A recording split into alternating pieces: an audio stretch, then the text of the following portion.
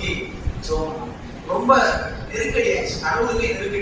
இவனை எப்ப பாரு என்ன நோக்கி நோக்கி எது கேட்டாலும் ஜெபம்.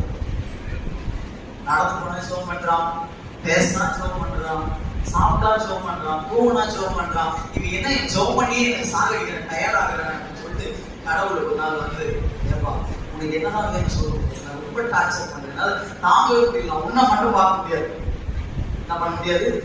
உலகத்துக்கு நிறைய பேருக்கு அவனா பார்க்க, நீ பாட்டு எப்பா பாரு கடவுளை கடவுளை கடவுளை கூப்பிடுதே, என்னதான் பிரச்சனை சொல்லு அப்படின்னு கடவுளை வந்து கேட்டான். என்ன வேணும்? அவன் சொன்னா, சாமி நீ நோய் வருது, என் நோய்க்கு நான் ஹாஸ்பிட்டல் போனேன், மருந்து கொடுத்தாங்க, மாத்திரை கொடுத்தாங்க. ஒரு 15 நாள் கழிச்சு வாங்கன்னு சொன்னாங்க, அப்ப போனேன், இந்த மாத்திரைக்கு பதில் அந்த மாத்திரையை போடுன்னு சொன்ன என் நோயை பார்க்க போயிடும்.